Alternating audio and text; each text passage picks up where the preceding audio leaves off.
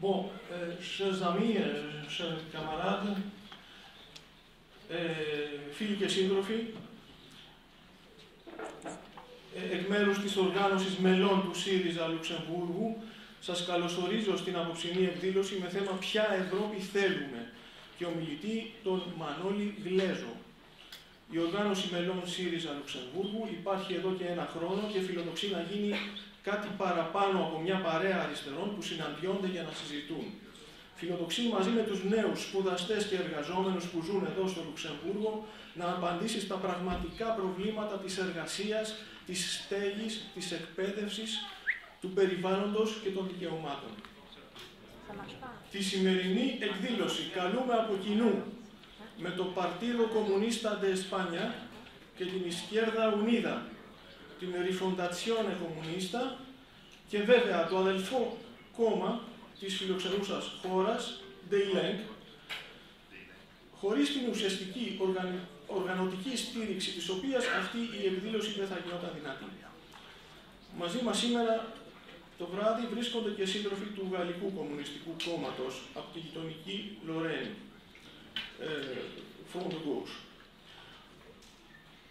Όλοι εμείς ανήκουμε στο κόμμα της Ευρωπαϊκής Αριστεράς, που μέσα από την ΚΟΕ, την Ενωτική Ευρωπαϊκή Αριστερά, αύξησε τις δυνάμεις του στο Ευρωκοινοβούλιο.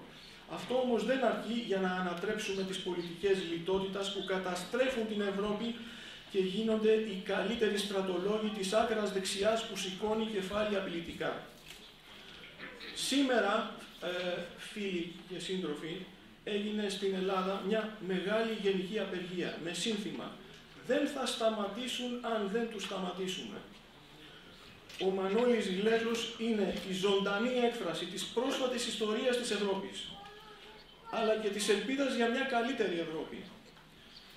Μιας ιστορίας που σημαδεύτηκε από την αλληλουχία χρέους, κρίσης, φασισμού και πολέμου.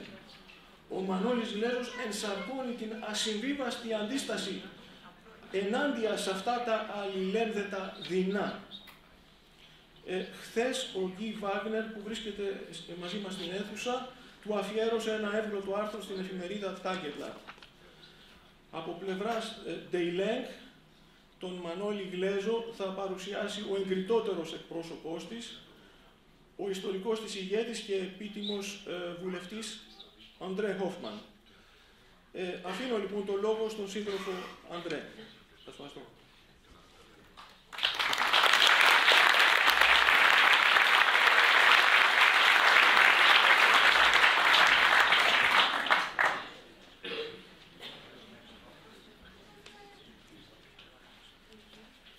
Chers camarades, chers amis, je dirais de toute la gauche européenne, l'éternel résistant. C'est ainsi que Guy Wagner titrait hier son bel article dans le Tageblatt que Vassilis a déjà évoqué. Et en effet, quel autre titre conviendrait mieux à notre hôte de ce soir, et qui d'autre l'aurait mieux mérité. Cher Manolis Glezos, nous sommes fiers et honorés de pouvoir vous accueillir ce soir ici. De vous, le monde entier a retenu que vous avez arraché le drapeau nazi de l'Acropole, l'un des tout premiers actes de la résistance européenne. Mais il faut rappeler que votre vie tout entière était le combat pour la liberté et la démocratie, tout jeune contre la dictature de Métaxas, puis celle des nazis, puis dans la guerre civile fomentée de l'étranger, puis contre la dictature des colonels. Et vous avez payé le prix fort. Vous avez certes échappé à plusieurs condamnations à mort, mais non aux emprisonnements et aux tortures répétées. Pourtant, vous n'avez jamais abandonné le combat.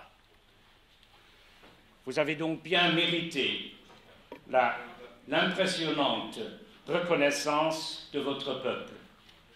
Une reconnaissance validée récemment par votre élection triomphale au Parlement européen, où vous poursuivez votre combat pour la liberté, l'égalité et la solidarité. La solidarité, parlons-en.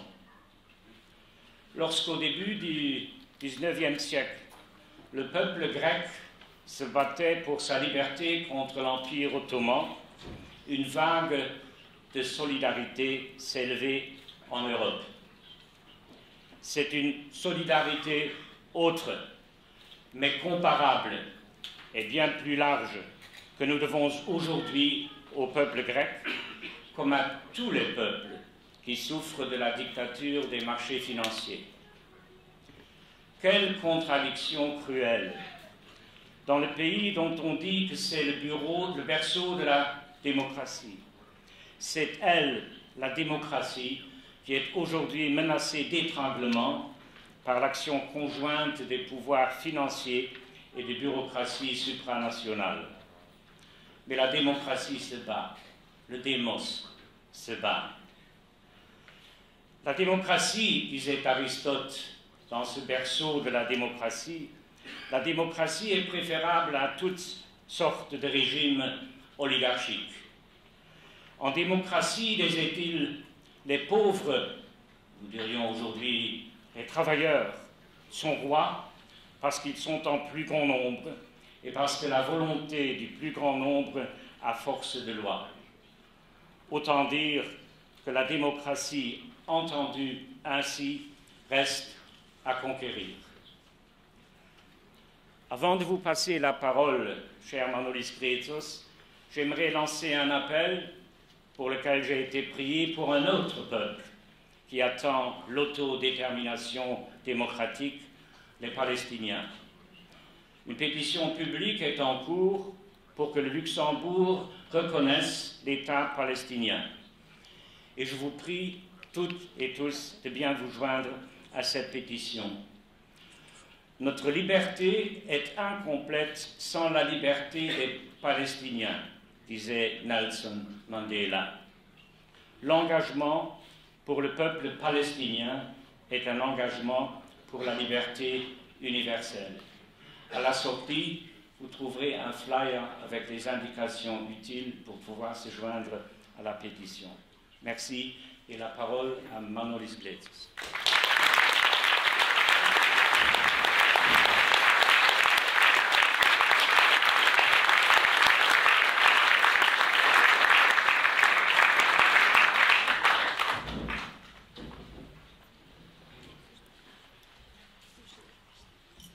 Αγαπητοί φίλοι, αγαπητοί πολίτες του Λουξεμβούργου και πολίτες της Ευρώπης, αγαπητοί προσκεκλημένοι, αγαπητοί συμπατριώτες. Λοιπόν,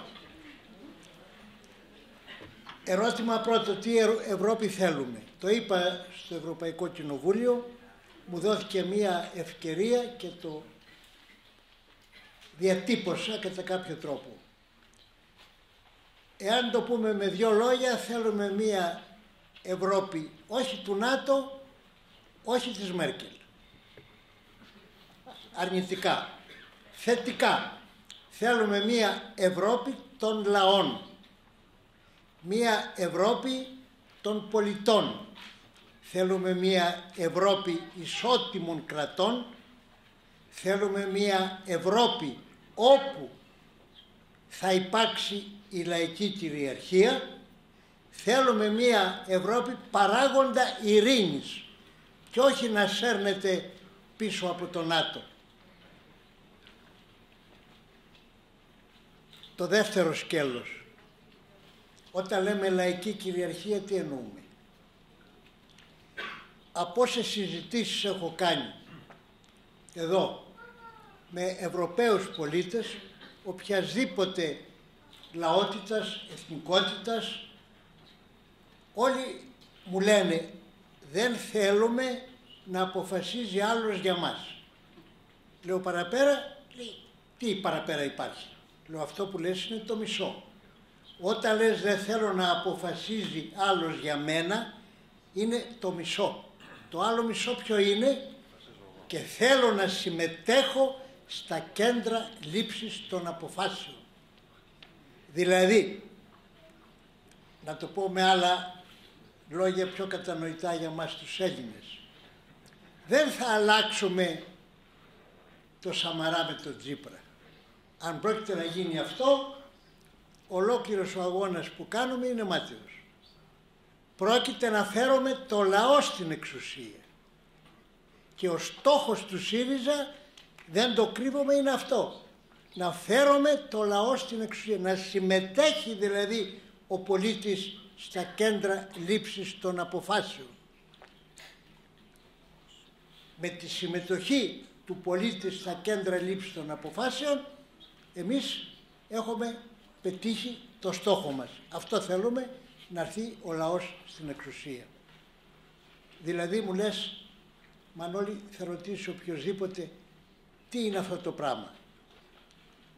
Είμαι υποχρεωμένος να πω ότι από την ομηρική εποχή, την κλασική εποχή, τους ελληνιστικούς χρόνους, στους μετέπειτα χρόνους της καταποίησης και της σκλαβιάς από Γενουάτες, από Βενετσάνους, από Φράγκους, από Οθωμανούς, επειδή δεν μπορούσαν αντικειμενικά, να το πάρω αντικειμενικά, δεν μπορούσαν να επέμβουν στον τρόπο διαχείρισης των κοινών, των πόλεων, των κομμοπόλεων, των χωριών, αναπτύχθηκε, λέω την καλότροπη πλευρά, διότι εγώ λέω ότι υπήρχε η παράδοση από την αρχαία εποχή. Αντιμετώπισε ο λαός την πραγματικότητα με την αυτοοργάνωσή του και με τη συμμετοχή όλων των πολιτών στις αποφάσεις. Τα ΑΚΑΣ της Σύρας, τα αρχεία της κοινότητας Άνω Σύρας, καταγράφουν 5 αιώνων πώς αποφάσιζε ο λαός για τα πάντα. Μου λένε μερικοί και ομηρική εποχή, εκεί ήταν το θαύμα των θαυμάτων. Να θυμίσω, όταν ο Τηλέμαχος έμαθε ότι ήρθε ο Νέστορας στην Πύλο, ο τελευταίος από την Τρία, θέλησε να πάει να τον δει, να μάθει για τον πατέρα του τον Οδυσσέα. Και επειδή εκείνη την εποχή οι Ιθάκοι, τα ποντοπόρα πλοία ανήκανε στο σύνολο, δεν είχε κανένα ιδιόκτητο πλοίο, εκάλεσε συνέλευση του λαού για να ζητήσει ποντοπόρο πλοίο να πάει.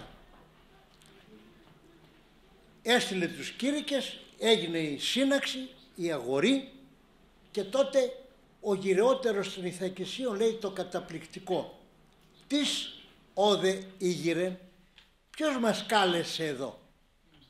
Κάποια ανάγκη μεγάλη θα είχε και μας κάλεσε. Και πετάχτηκε ο Τηλέμαχος και είπε, και άρχισε ένας καυγάς, δεν έχει σημασία το αποτέλεσμα, σημασία έχει «Τις οδήγηρεν», ποιος είναι αυτός που μας κάλεσε? Φανταστείτε οποιοσδήποτε από εσάς να ζητήσει να γίνει συνέλευση του Δήμου στο οποίο ανήκει χωρίς την άδεια μετά τις προσηκούσεις τιμής επιμικλάς του χάρτου που πρέπει να στείλει στον Δήμαρχο για να αποφασίσει ο Δήμαρχος και να το στείλει στο διάολο, γιατί δεν κάνει λαϊκή συνέλευση. Τις οδήγηρεν, για να δείτε σε τι θαύμα είχε φτάσει στην αρχαία ομηρική εποχή η ικανότητα του πολίτη, οποιοσδήποτε πολίτης είχε αυτό το δικαίωμα. Από τότε πέρασε μια ολόκληρη εποχή και. Αλλά να αποδογυρίσω τα πράγματα, επειδή θα θέλω να μάθετε τον τρόπο που πρέπει να σκεφτόμαστε. Δεν παίρνουμε μια άποψη, παίρνουμε όλες τις απόψεις. Να πάρω τη χειρότερη, και ας μην είχε γίνει τίποτα. Τίποτα, δεν έχουμε τίποτα προηγούμενο. Πριν υπάρξει η βάρκα δεν υπήρχε βάρκα, πριν υπάρξει αεροπλάνο δεν υπήρχε αεροπλάνο, πριν υπάρξει υποβρύχιο δεν υπήρχε υποβρύχιο, πριν υπάρχει ο πύραυλος δεν υπήρχε τίποτα. Τα φτιάξαμε. Ναι. Πέστε λοιπόν ότι δεν είχαμε κάνει τίποτα. Ότι δεν υπήρχε τίποτα, δεν υπάρχει ιστορία. Εμείς θα σκάψουμε τους νέους δρόμους για να πάρει ο πολίτης στα χέρια του την ευθύνη για τη ζωή του, για το σύνολο και για το μέλλον των συνανθρώπων του. Δεν θα πέρασε ακόμη τα 4 ή σου ξέχασα. Λοιπόν, εγώ θα ήθελα να σταματήσω εδώ για να πω μας ενδιαφέρει και θέλουμε αυτήν την Ευρώπη και αυτόν τον πολίτη της Ευρώπης. Και το σταματάω εδώ για να υπάρξει ο διάλογος σε ερωτήματα ποιος θα διευθύνει τη συζήτηση. Ό,τι ερωτήματα έχει, τα πιο απίθανα θα τα κουβεντιάσουμε εδώ.